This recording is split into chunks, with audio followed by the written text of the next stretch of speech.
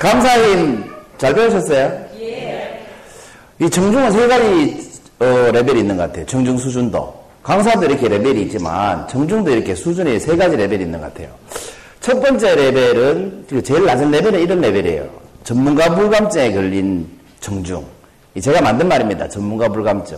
이런 어떤 레벨이냐면 이제 내가 강의를 많이 들어본 거예요. 유명한 사람 강의도 많이 들어보고 그리고 뭐 평소에 강의도 많이 들어다니고 그러니까 이제 이런 분들은 워낙 강의를 많이 들어봤으니까 자기가 전문가인 거예요. 뭐 하는데 전문가예요? 강의 듣는데 전문가인 거예요. 그래서 발장을 딱 끼고 니 한번 해봐라.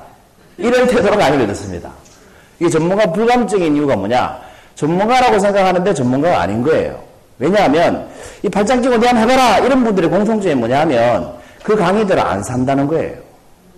왜냐하면 이분이 정말로 강의를 많이 들었고 유명한 강사도 많이 만났고 교육을 많이 받은 분이라면 누군가의 강의를 들을 때 발장 딱 끼고 니 한번 해봐라 이런 태도를 안 취하겠죠.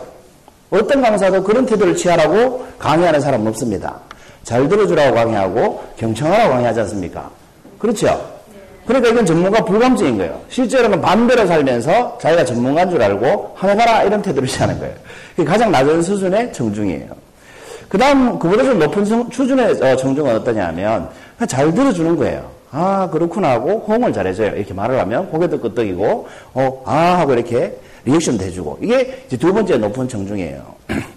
세 번째 높은 수준의 정중은 뭐냐? 가장 높은 수준의 정중은 어떠냐 하면 정말 거지 같은 사람이 강의를 하러 나왔어요. 그런데 거기에서 내가 원하는 걸 하나라도 얻어가는 사람이에요. 정말 높은 수준 아닙니까? 강의를 개떡같이 했는데 이분은 집에 갈 때 얻은 게 많은 거예요. 얼마나 대단한 사람입니까? 이런 분이 가장 훌륭한 수준의 정중인 것 같습니다. 그런 정중을 만드는 가장 좋은 방법이 오늘 제가 앉아서 듣다 보니까 감사하는 마음이 아닌가 이런 생각이 들었습니다. 강사도 똑같은 것 같아요. 앉아서 내 얘기를 들어줄 수 있는 사람이 있다는 자체를 감사하는 강사가 가장 훌륭한 강사인 것 같아요. 그리고 자기 마음을 담아서 강의하는 강사가 가장 훌륭한 것 같아요. 이 지식 전달 잘한다고 강의를 잘하는 건 아니죠, 여러분. 그리고 강사들이 하는 얘기는 다 뻔한 얘기예요, 사실. 누구나 다 아는 얘기죠. 행복하세요, 성공하세요, 즐겁게 사세요. 다 뻔한 얘기입니다. 그런데 우리가 왜 강의를 들을까요? 이게 뻔한 대로 살기가 그만큼 힘들기 때문에 그렇습니다. 여러분 교회에서 하나님 말씀이 다 뻔한 얘기 아닙니까? 이웃을 사랑하라, 도둑질하지 마라, 간음하지 마라. 정말 뻔한 얘기 아닙니까? 그런데 우리가 뻔한 대로 살기가 너무 힘듭니다. 왜 힘든지 아세요? 이런 마음을 갖기 때문에 그래요. 뻔한 소리 하지 마. 그걸 누가 몰라? 이런 마음을 갖기 때문에 뻔한 대로 살기가 힘든 겁니다. 그래서 가장 잘 사는 방법은 뻔한 대로 사는 게 아닌가 그런 생각이 들어요. 여러분 이런 말씀 하지 마세요. 뻔한 소리 하지 마라. 이런 말은 어떤 사람만 할 수 있어요? 뻔한 소리대로 사는 사람만 그런 말할 자격이 있습니다. 그래서 내가 뻔한 소리대로 살지 못하고 있다면 사실 인간은 뻔한 소리대로 살 수가 없어요. 완벽하지가 않기 때문에. 그래서 뻔한 소리 하지 말아 하지 마시고 뻔한 대로 사는 게 제일 잘 사는 거예요. 그렇지 않습니까? 그래서 오늘 향기 노트도 제가 뻔한 소리 할 거예요. 뻔한 소리. 그리고 앞에 강의하신 분은 이게 대구교도소 내에서는 교육을 하십니다만 밖에 이렇게 외부 특강이라고 하죠. 이런 특강은 처음 하시는 분이에요. 이제 저와 같이 공부하시는 분인데 뭐 한 3년 전부터 이제 저한테 배우시다가 시험 공부하신다고 안 오셨다가 최근에 다시 오셔서 이제 공부하시고 처음으로 서본 무대인데 이 앉아있는 제가 긴장이 돼서 죽는 줄 알았어요. 사실은. 제가 강의할 때는 하나도 안 떨리는데 저한테 배우신 분에게 강의를 하니까 왜 그렇게 긴장이 되는지 내내 마음 졸이고 앉아 있었어요. 그렇지만 여러분 누군가 이렇게 큰 무대에서 있잖아요. 이렇게 많은 분들 앞에서 처음으로 내 얘기를 1시간 동안 한다는 건 정말 대단하고 힘든 도전 아니겠습니까? 그 잘했다 못했다 차원이 아니라 그 도전을 한다는 자체가 너무 대단하지 않습니까, 여러분? 그런 차원으로 받아주시면 뭐 강의를 못했다는 뜻이 아니고요. 그런 차원으로 받아주시면 서로 너무 기분이 좋을 것 같아요. 그런 면에서 우리 모두를 위해서 박수 한번 칠까요? 중요하네요.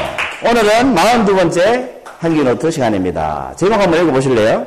이 가운데 있는 이 부분은 네모라고 읽으시면 됩니다. 자, 시작.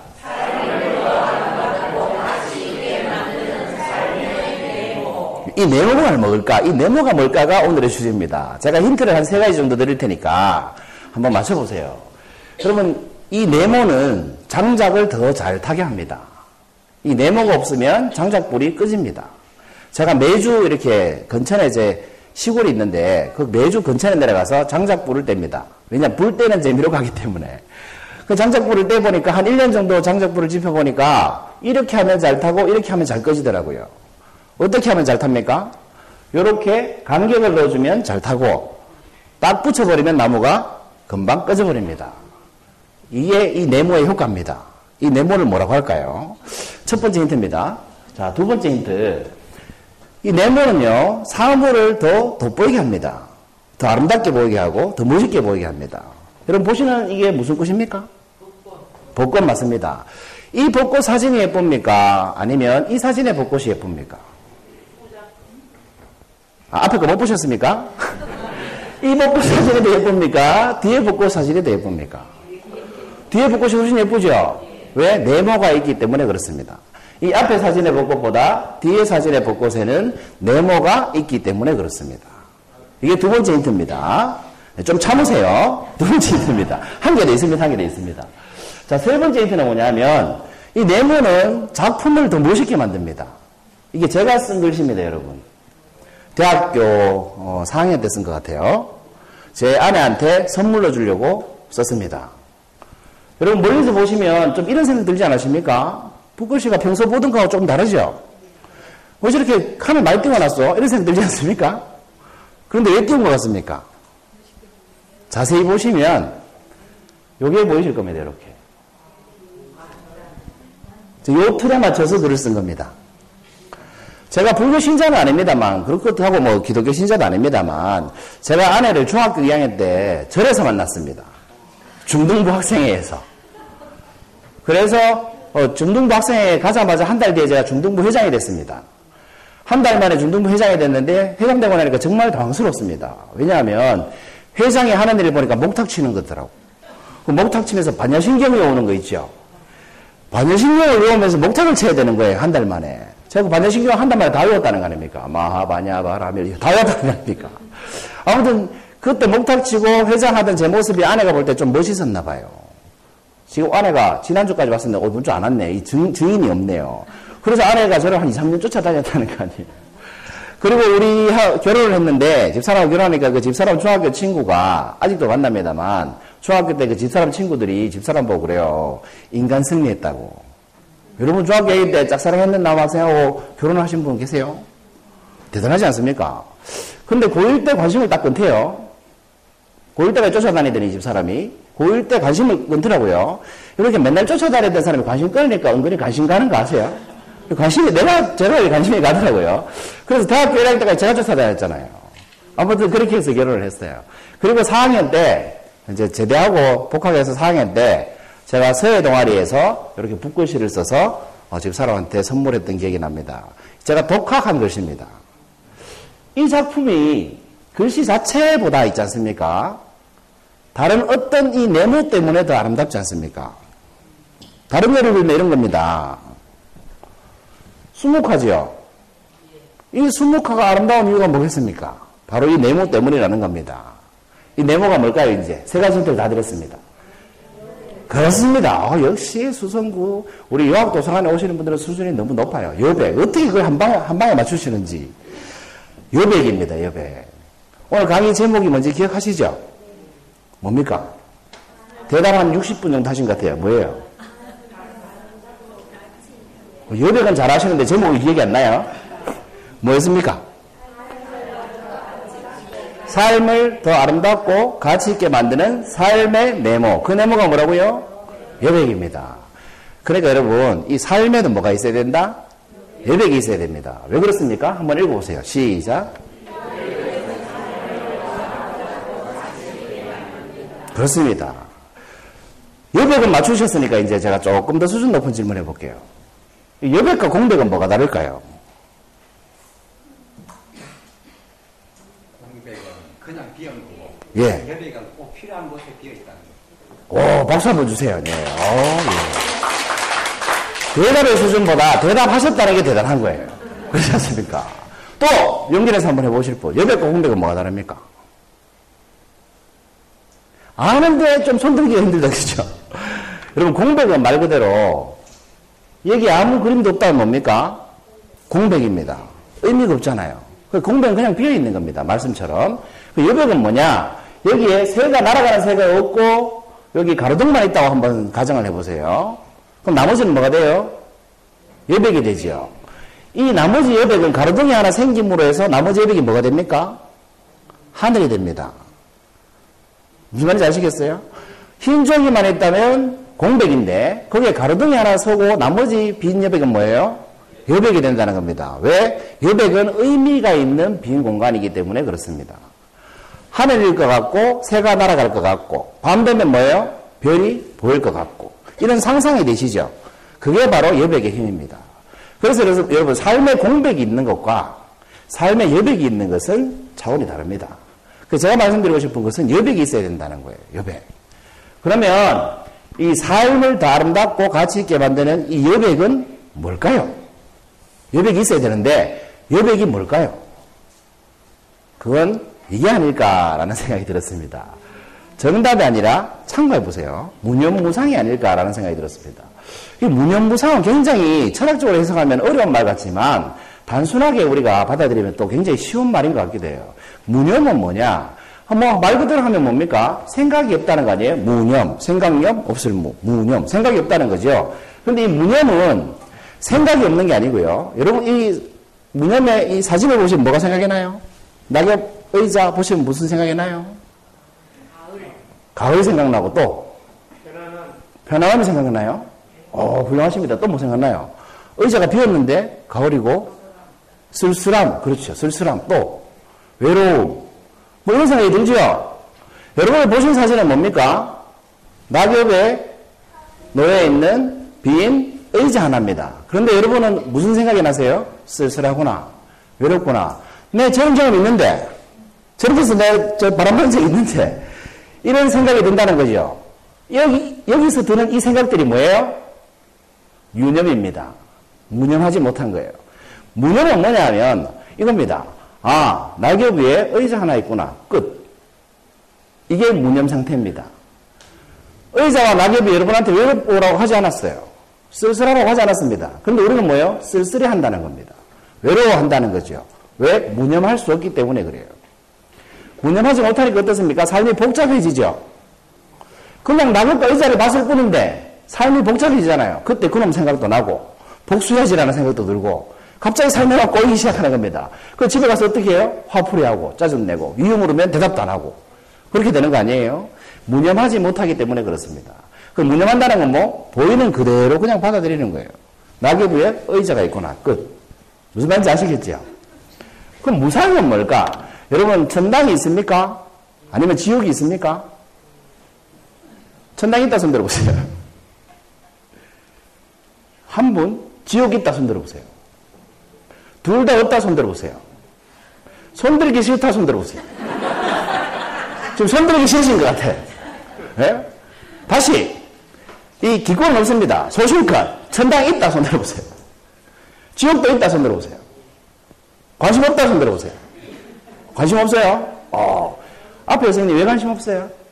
지금 이제 삶은 자체에서 뭐 천국도 있고 지옥도 같이 공존하기 때문에 따로 그거 제가 해야 될 말인데 그거 앉아서 하시면 곤란한데 저번 말씀이 다 들으셨어요? 이 세상에 이미 천당과 지옥이 공존하기 때문에 필요 없다 이거예요. 박수 한번 주세요. 제가 해야 되는 말인데 여러분이 지금 앉아 계신 이 강당은 천당에 가까워요? 지옥에 가까워요? 천당에 가까워요. 훌륭하십니다. 그럼 여러분 다 천당 갈 몫이다, 그죠? 그런데 여러분 중에 누군가는 지금 오줌 마려워 죽겠어요. 쌀라고 그래, 거의. 그런데 지금 나가기가 너무 민망해. 일어나서. 그럼 이분한테 이게 천당일까요, 지옥일까요? 지옥이에요. 지옥이에요. 어떤 사람이 담배를 하루 3갑을 펴요. 근데 착한 일을 너무 많이 했어. 그리고 천당에 갔습니다. 천당에 갔는데 천당은 금연이래. 이분한테 천당이 지옥일까요, 천당일까요? 지옥입니다. 우리는 같은 공간에 있지만 누군가에게 그게 뭐예요? 천당이고 누군가에게 그게 뭐예요? 지옥입니다. 세상에 항상 같은 건 있습니까? 없습니까? 없습니다. 무상이라는 것은 생각상이기도 하지만 여기서 말하는 상은 항상상이라는 뜻도 있습니다. 그 세상에 항상 똑같은 것은 없다가 무상입니다. 이해하셨습니까? 그 무념, 무상의 의미를 이제 알겠습니까? 그러니까 내 생각을 넣지 말고 변하지 않는 것은 없다는 생각을 하라는 거죠. 모든 것은 변한다는 생각을 하라는 거죠. 여러분 살다 보면 누군가가 나를 굉장히 좋아했다가 미워하기도 하죠. 왜? 세상은 변하니까. 또 나를 누군가 미워하다가 좋아할 수도 있겠죠. 왜? 세상은 변하니까. 그걸 아는 게 뭐예요? 무상이다 이 말입니다. 삶에 왜 여백을 사람들이 둘 수 없느냐? 무념무상을 하지 못하기 때문에 그렇습니다. 다른 사람이 그냥 한 말에 상처받고 열받고 오랫동안 기억하고 복수하려고 하고 그렇기 때문에 편안하지가 않죠. 마음에 여유가 안 생기죠. 일도 마찬가지예요. 회사에서 일을 했으면 집에 올 때는 무념해야 되죠. 그 일에 대해서. 근데 집에 와서 일 생각하죠. 상사한테 깨지는 생각하죠. 고객한테 얻어먹는 생각하잖아. 그러니까 집에 있을 때 어때요? 안 편하죠. 그래서 아내한테 또 한 소리 듣죠. 그리고 회사 가서 아내한테 한 소리 들으면 또 생각하죠. 그러니까 이게 하루 종일 무념무상이 안 돼. 저 인간이 어떻게 나한테 이럴 수 있어? 이 말은 뭡니까? 저 인간은 나한테 이러면 안 되는 사람이야 라는 뜻이죠. 그건 무슨 뜻이에요? 저 인간은 변하면 안 되라는 뜻이에요. 그런데 그 인간이 변했다 이 말이에요. 그런데 왜 변한 게 화납니까? 무상하지 못하기 때문에 그렇습니다. 변할 수 있다라고 생각하면 어떻습니까? 그렇구나 하고 말 일이죠. 여러분 무슨 말씀인지 아시겠죠? 그래서 오늘 주제 뭐였습니까? 삶을 더 아름답고 가치 있게 만들려면 삶에 여백이 있어야 되는데 그 여백은 뭐다? 무념무상이다. 아주 쉽게 얘기하면 이런 겁니다. 여러분 자신을 조금 쉬게 해주시라는 겁니다. 나를 조금 이렇게 놔주라는 겁니다.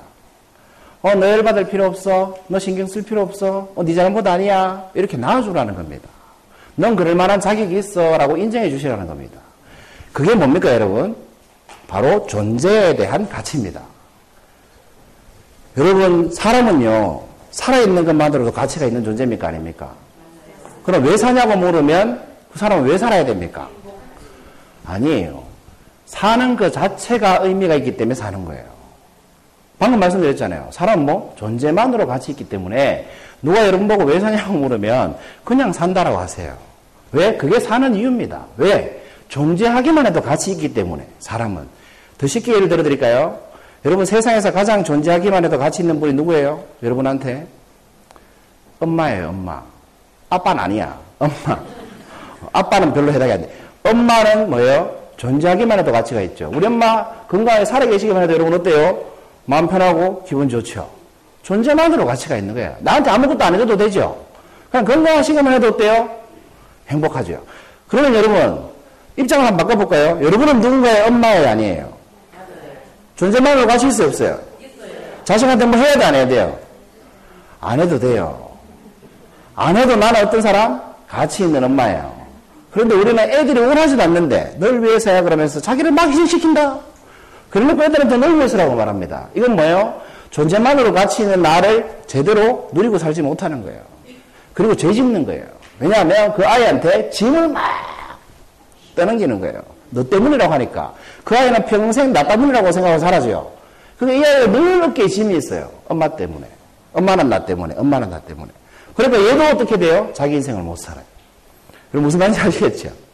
그래서 무념무상 나를 좀 이렇게 내려놓으세요. 그러면 삶에 여백이 생기고 그 여백이 있으면 삶이 어떻습니까? 좀 더 아름답고 가치 있게 보이지 않겠습니까? 42번째 향기 높이였습니다. 감사합니다.